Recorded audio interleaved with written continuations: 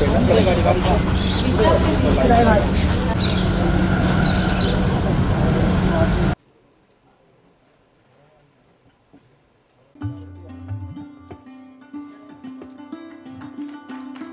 जोरदार तालियां बजाएंगे और इसी के साथ we declare the glorious beginning of the 66th. अभी DSTA के 66वें अधिवेशन में इधर विचारों की आदान प्रदान, टेक्निकल डिस्कशंस, इसके लिए हम गोवा, महाराष्ट्र, कर्नाटक और गुजरात में अभी प्रेजेंट होने वाले हैं और उसका ऊपर बहस होके उसमें जो टेक्निकल के 70 वर्षों के काल में अभी रोड्स अफाट गति से बनाए हैं, इसलिए अब लोग उन्हें रोड करी नाम से भी जानने लगे हैं। वैसे उनका आइडिया है और वो इम्प्लीमेंटेशन कर रहे हैं। वो जहाँ भी हाथ लगाते हैं उधर सोना हो जाता है। मक्ता आज हमारे बीच में है, मैं उनका सहर्ष स्वागत करता हूँ। इसे अभी डेवलपमेंट कर दिया है कि आज उनका total Cushing per day 75,000 video द्वारा आपसे दिया जाएगा। इसलिए मैं ज़्यादा टाइम लेता नहीं हूँ और मैं उनका भी सहर्ष स्वागत करता हूँ। Right in front, right now, right here on the dais. I request all the members of the dais to please hold a copy and flash a broad smile ताकि हम इस मोमेंट को कैप्चर रख सके हमारे साथ। Wonderful. Or that is bearing fruit. Let's give him a huge round of applause.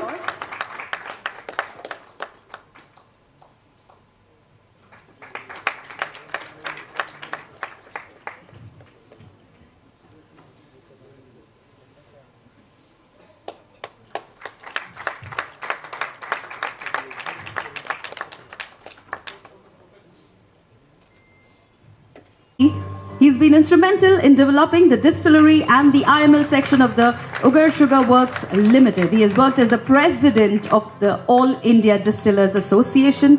He is on the board of the Ugar Consultancy Limited and he is the past president of DSTA.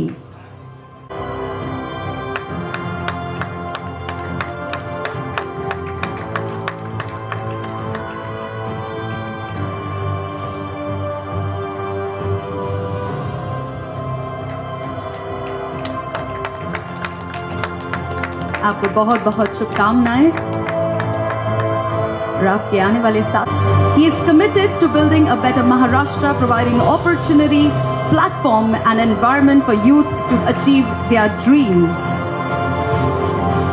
We totally look forward to such young entrepreneurs who are totally making a difference and inspiring a generation. Heartiest congratulations, Rohit.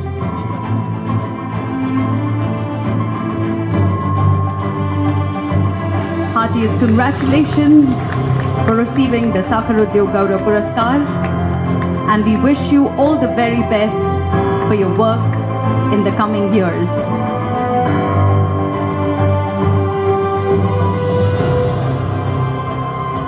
Industries and Agriculture from 2016 to 2018. He has numerous awards and recognitions to his credit, such as Name Demarcation Biofuels Digest, Asia's Greatest Leader 2018 award by URS Asia 1 magazine, and truly an honor to see Sir receive the Lifetime Achievement Award. Ladies and gentlemen, give it up for Dr. Pramod Chaudhary ji.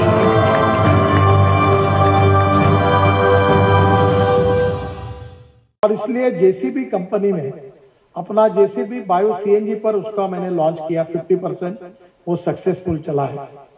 और मैं विशेष रूप से हमारे Deccan sugar technologist association के लोगों को प्रार्थना करूंगा कि मैंने मेरा खुद का ट्रैक्टर बायो सीएनजी पे कन्वर्ट किया है और नागपुर में उसको मैं चला रहा हूँ।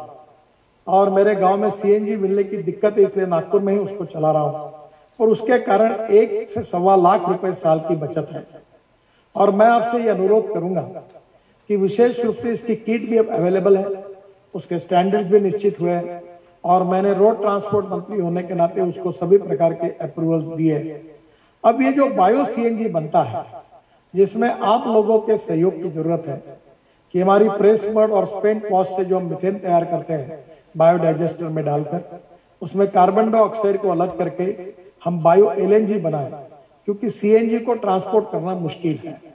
और बायो एलएनजी को कंप्रेस करके बायो सीएनजी बनाकर उसको हम लोग स्वाभाविक रूप से ट्रैक्टर के लिए, कार के लिए भी यूज कर सकते हैं।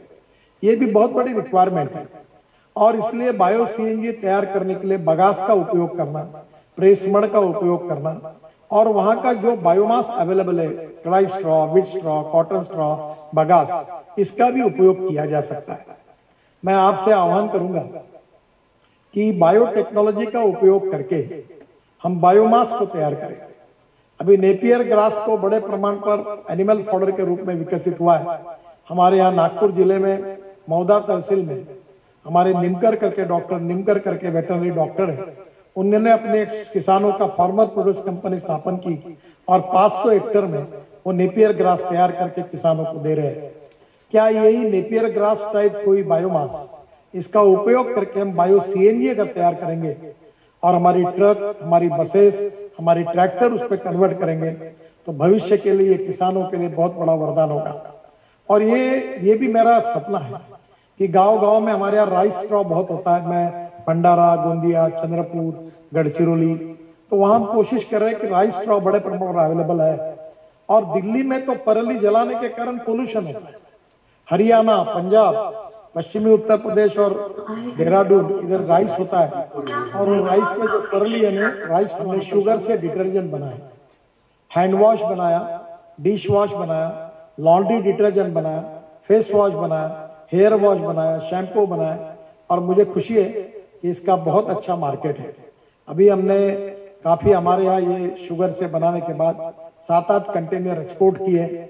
अभी दुबई और रशिया में हम ये जो डिटर्जेंट है इको फ्रेंडली है और अभी इसमें हम लोग 100% इको फ्रेंडली करने की भी कोशिश कर रहे हैं, पर उसमें सक्सेस निश्चित रूप से मिलेगा क्योंकि सॉल्वेंट एक्सट्रैक्शन प्लांट में जो एसिड ऑयल निकलता है वो वैसे के वैसे अगर हमने यूज किया तो उसका भी एक्सपेरिमेंट यशस्वी हुआ है। तो मुझे लगता है कि डिटर्जेंट इंडस्ट्री में शुगर मॉलिक्यूल बेस्ड डिटर्जेंट ये भी भविष्य का फ्यूचर है। और इसकी सक्सेस स्टोरी अगर आपको देखना है तो आप नागपुर आइए। मैं अभी बड़े प्रमाण पर हमने साउथ में, कर्नाटक में और तमिलनाडु में इसका मार्केट भी शुरू किया है और उसको काफी अच्छी डिमांड है। इसकी डिश वॉश, इसका लॉन्ड्री वॉश, ये सभी जगह पर ये बहुत सक्सेस स्टोरी है। हैंड वॉश करके भी अच्छा है। तो मुझे लगता है कि हम धीरे धीरे शुगर के उपयोग में जाए ताकि अलग अलग प्रकार के उपयोग करने से निश्चित रूप से हम शुगर के जितनी कुछ हमारे पास एक्सेस शुगर होगी उसका कन्वर्शन करने में हम यशस्वी होंगे। गन्ना उत्पादक किसान है, अगर शुगर इंडस्ट्री सक्सेसफुली चलेगी तो किसानों को राहत मिलेगी, किसानों को अच्छा भाव मिलेगा तो गांव गरीब मजदूर किसान का कल्याण होकर देश आत्मनिर्भर भारत बनेगा और हमारा एग्रीकल्चर ग्रोथ रेट और पर कैपिटा इनकम बढ़ेगा। तो मुझे लगता है कि निश्चित रूप से इस दिशा में आप सब लोग प्रयास कर रहे हैं। भारत सरकार भी हम चाहते हैं और मैं वो सपना देखता हूँ कि ये देश एक समय आत्मनिर्भर भारत बनते समय पूरा इंडिजिनस फ्यूल के ऊपर पूरी तरह से अवलंबित रहे। अभी ethanol, methanol, biodiesel, bio CNG, electric और ग्रीन हाइड्रोजन, इस पर हम काम कर रहे हैं। मैं आपको और एक प्रार्थना करूंगा कि विशेष रूप से ग्रीन हाइड्रोजन गंदे पानी से तैयार होता है। हमारा हो सकता है जैसे नगर पालिका म्यूनिसिपल कॉर्पोरेशन का सीवेज वाटर है, वही हम लोग जो कचरे के यार्ड बनाए वही हम सोलर रूफटॉप तैयार करें और सोलर रूफटॉप से जो सस्ते में हमें ग्रीन सोलर पावर मिलेगी उसको यूज करके इलेक्ट्रोलाइजर को भी हम बड़े प्रमाण पर बनाने की कोशिश कर रहे हैं। हमारे निराली जी कर्नाटक के उद्योग मंत्री हैं और ये जो इलेक्ट्रोलाइजर बनाने वाली मैक्सिमम कंपनी बेंगलोर की है। मैं उनसे अनुरोध करूंगा कि उनको और प्रोत्साहित करिए, इस टेक्नोलॉजी को डेवलप करिए।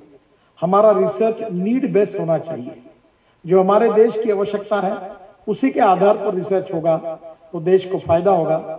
और इलेक्ट्रोलाइजर में भी बड़े बड़े प्रमाण पर संशोधन चल रहा है, बड़े प्रमाण पर उसका प्रोडक्शन भी हो रहा है। हम भी अलग अलग प्रकार की कोशिशें कर रहे हैं। जिससे निश्चित रूप से कॉस्ट कम होगी और 50 रुपए किलो तक हाइड्रोजन की कीमत आएगी और हाइड्रोजन की गाड़ियां भी देश में चलेगी। Hydrogen, ethanol, bio CNG, electric और इस सब के कारण हमारा देश आत्मनिर्भर भारत बनेगा।